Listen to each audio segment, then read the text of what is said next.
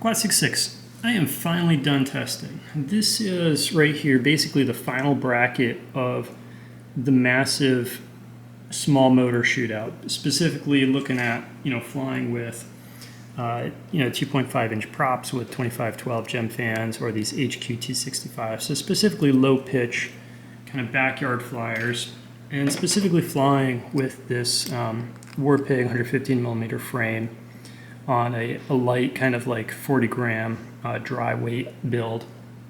And so the two motors that it really comes down to, this is the LDARC motor. This is 1103 7800 kV motor, at least that's what they put on the label. And these are the BrotherHobby 1103, and this is an 8000 kV motor. And these past couple of days, what I've been doing is flying these motors back to back, and flew them back to back with both gem fans and also the HQ. I tested a whole bunch of other motors too, which I'll go through. I'll kind of stick with these first, but then I'll go through everything else that I have on the table at least. But I'll leave that at the end, so if you want to stick around and hear the rest of it out, stick around. But anyways, the reason it came down to these motors, I really like, in the first round of testing, I didn't get these motors to Carl Pablo. These are, the LDRC motors, but I really liked them in the air.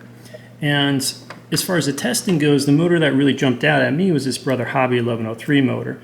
The reasons that it jumped out at me on the testing was that this motor had a little bit more thrust, but a little less efficiency than the AMAX motors, than the AMAX 1103s that were really popular. And I was looking for a little bit more punch than those AMAX motors.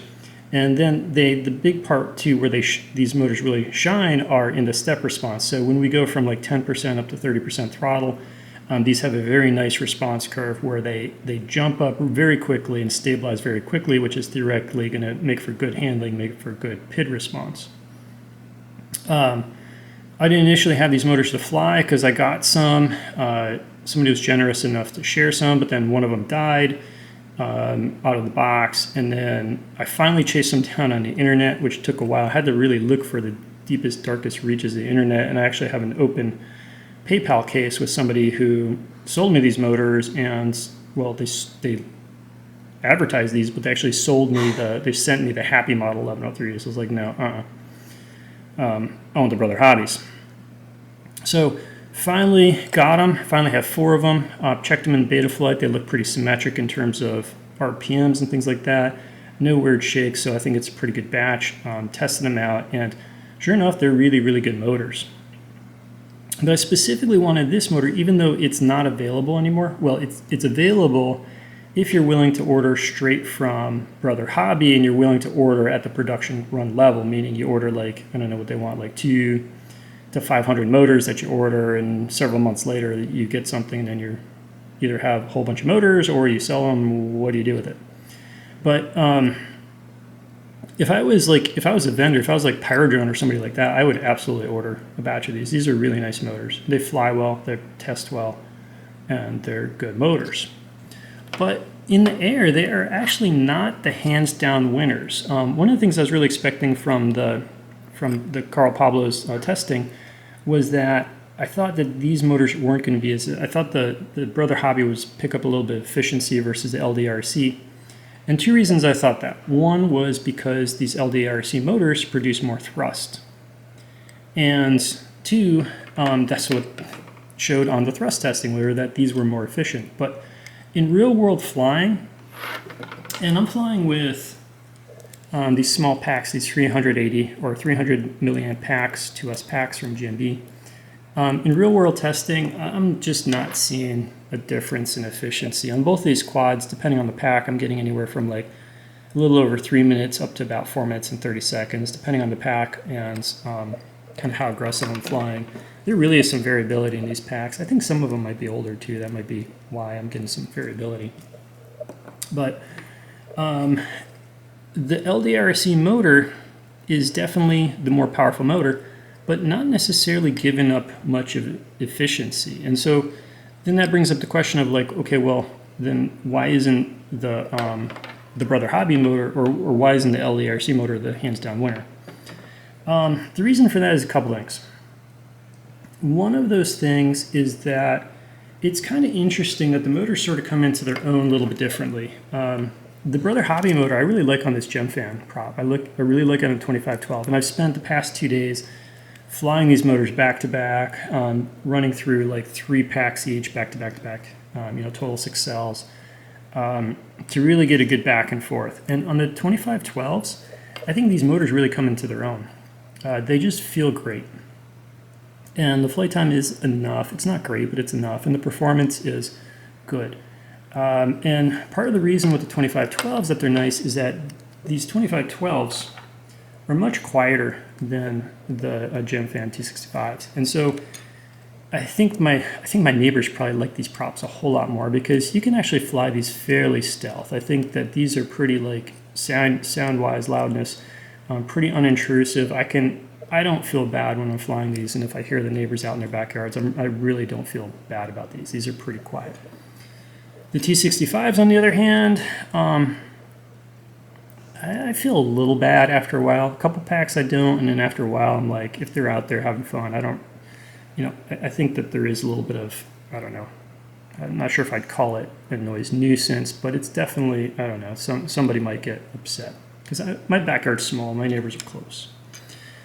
So these BrotherHobby, yeah, they're really flyable. They fly really well on this Gem Fan 2512 prop, and so there's a lot to be said for that. The other thing that happens with these LDARC motors is that the motor shafts are tight and they are on the prop, and I end up spinning the bell. So when I've been wrenching these on and off, I've spun the prop shaft inside the bell on multiple motors, and you need to use the screws. I'll talk about that a little bit more in a second. But so these LDARC motors, on the other hand, these really come into their own on the biblade prop.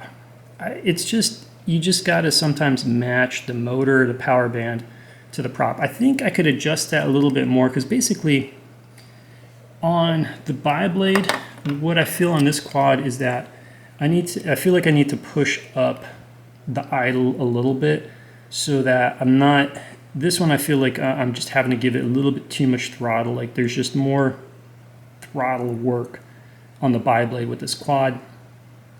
And with the tri-blade, it just picks, I think the profile, the thrust profile just fits better with that motor.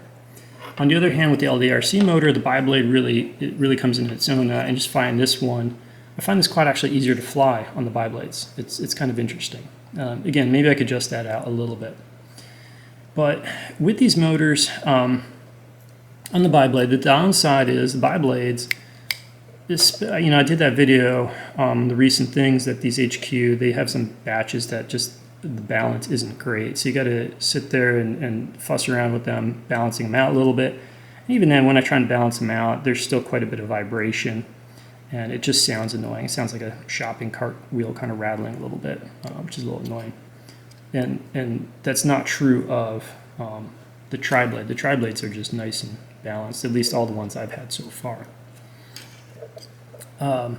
With the LDRMC motor, there's definitely, it's kind of funny, when you're flying this and you do a full punch, this has an extra little gear at the top end. In my backyard, you don't need that extra gear, but it's kind of fun. It's kind of fun to have a little bit too much power if you want it.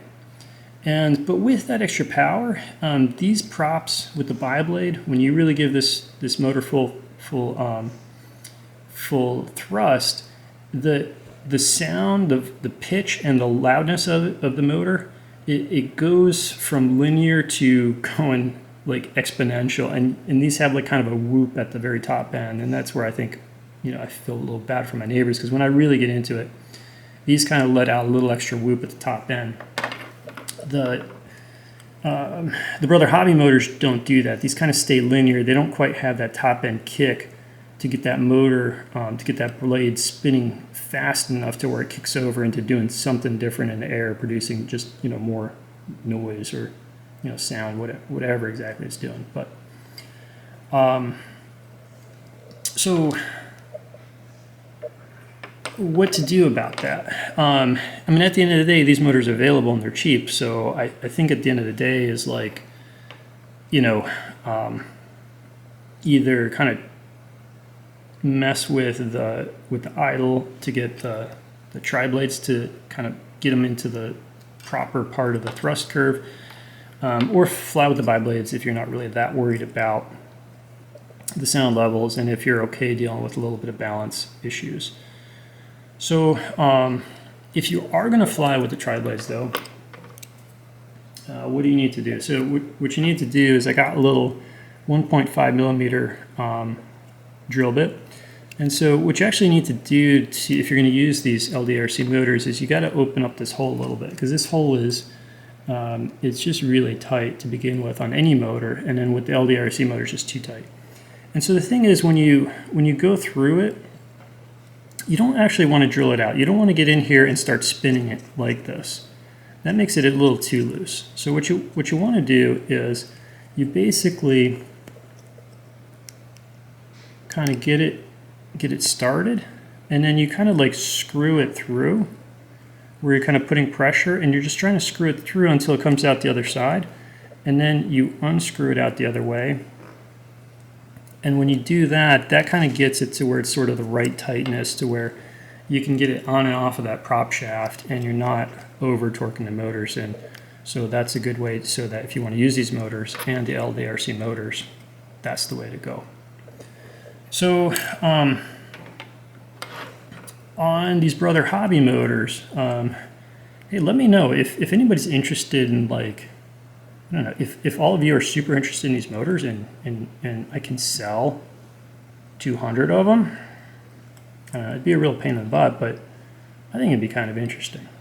So at the end of the day though, for what's available, what I'm going to do is I'm going to kind of finish up this build. So this is specifically with the 3mm frame. I think that's the way to go. Specifically with this GemQ 16x16 board, a little nameless RC VTX, because that's the smallest one. Definitely EP2 Express LRS. The little slam canopy with the 199C camera that fits in really well. That build, I'm going to go through it more and kind of go through all the reasons for these parts and picks and everything, but I think that's the final build right there. Now, if somebody's interested, if you're, put in the comments, like if I get like 100 comments that say I want these motors, I don't know, maybe we'll try and figure something out. I think if I was like Pyro Drone or Race Day Quads, I would 100% order a batch of these motors. They're worth that. They're better than all the other stuff. Let's do that now. Let's go through all the motors that I have compared these to. So specifically flying on this quad. So what other Contender motors are there? So other Contender motors that no longer exist were these AMAX motors. And I have flown this exact setup with these AMAX motors. Literally, I had these on before I put the BrotherHobby on. So I did fly quite a bit on these AMAX motors, and these are the ones that were popularized by Rui, used a lot of people. And honestly, these motors just aren't as good as those other two choices, mainly because they're more efficient, but not so much more efficient that they make up for the lack of thrust. Honestly, these motors just feel a little bit anemic compared to those other two motors. And granted, if you're not flying as aggressively as I am, maybe that's fine.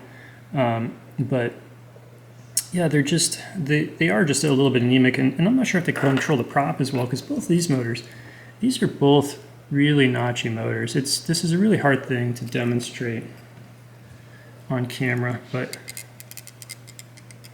if you kind of go around, you can see how that motor's really notchy. These are really notchy too.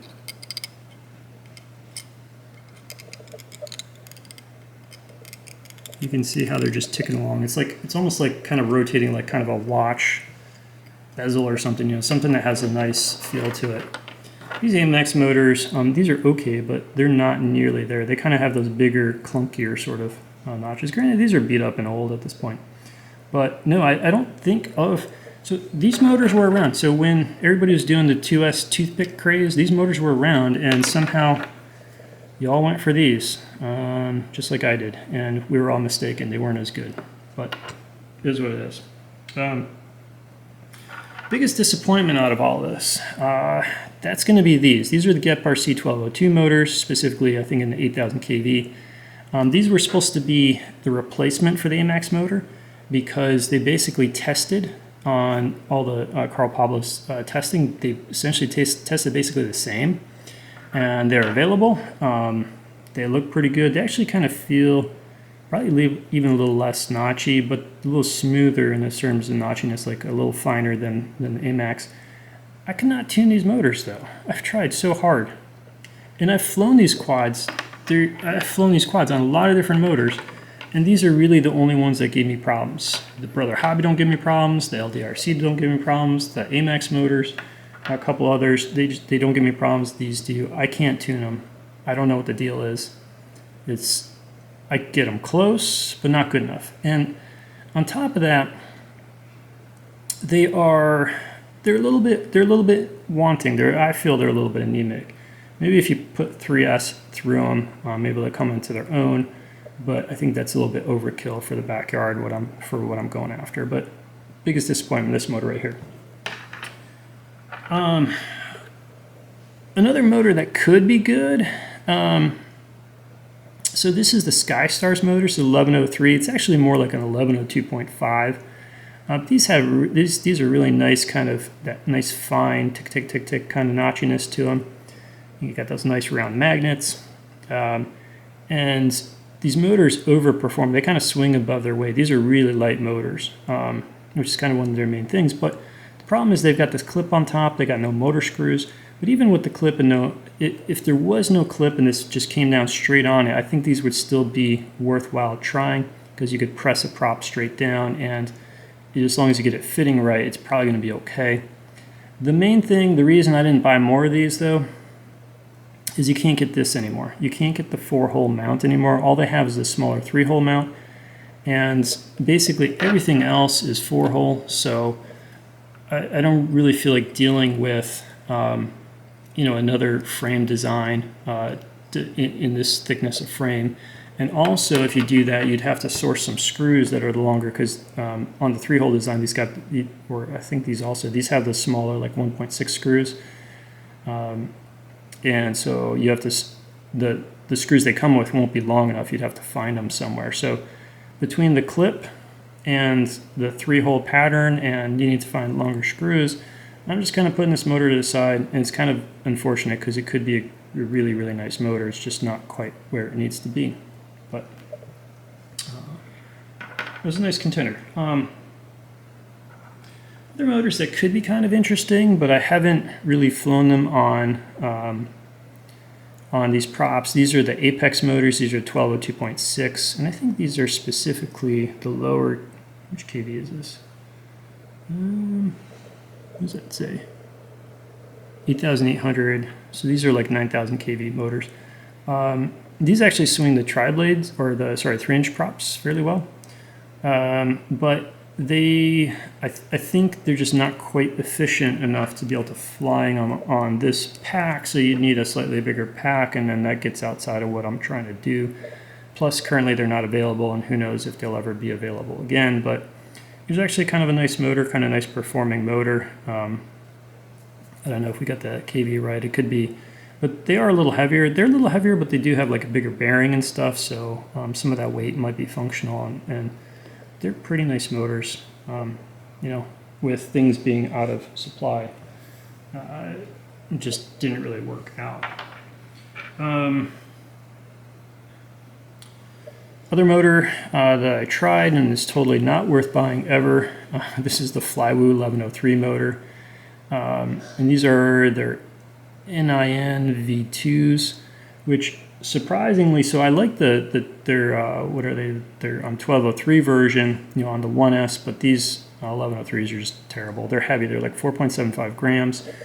These motors are like 3.8-ish, 3.9, somewhere around there. For perspective, the AMAX come in a little heavier. These are like 4.